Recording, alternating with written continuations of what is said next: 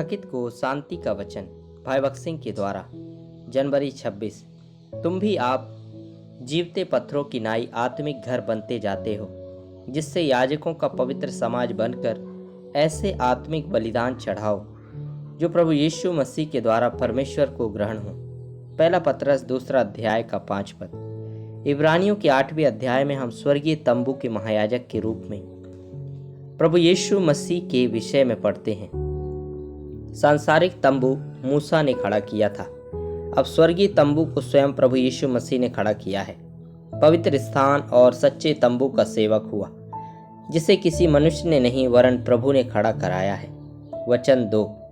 जैसे पुराने नियम की अवधि में वे सभी जो इच्छुक थे, वे सोना, बबूल की लकड़ी, पीतल और लोहे की भेंट लाकर तंबू के निर्माण में हिस्सा ले सकते थे।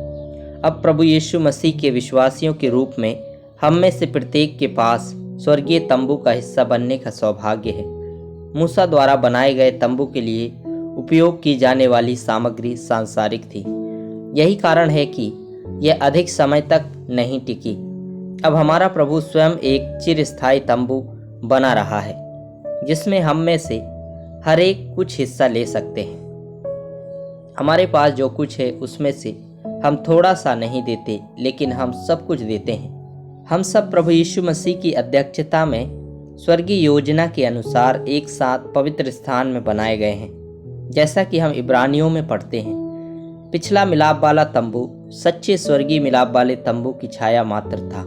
इब्रानियों की पत्री 8 अध्याय का 5 पद। परमेश्वर ने मूसा को तंबू का नमूना देने से पहले 40 दिन और 40 रात तक सीनै पर्वत पर रखा।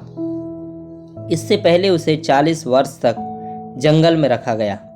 उस अवधि के दौरान वह पूरी तरह से अपनी बुद्धि से खाली हो गया था।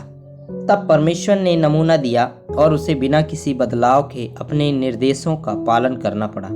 भले ही पूरा नमूना स्वयं परमेश्वर ने दिया था, फिर भी यह केवल एक छाया थी। अब प्रभु यीशु मसीह बिना हाथों के एक सच्चे तंबू का निर्माण कर रहे हैं, लेकिन हमारे सहयोग से। इसलिए विश्वासियों को अलग अलग नामों से पुकारा जाता है, जैसे परमेश्वर का भवन, परमेश्वर का निवास स्थान, परमेश्वर का मंदिर, परमेश्वर के सहकर्मी, परमेश्वर का अनोखा खजाना, बहुमूल्य मोती, उसकी दुल्हन इत्यादि। ये सभी नाम हमारी स्वर्गीय बुलाहट को प्रकट करते हैं। यहाँ प्रभु हमें याद दिला रहे हैं कि उसका स्वर्गीय नमूना किसी के द्वारा नहीं बदला जा सकता।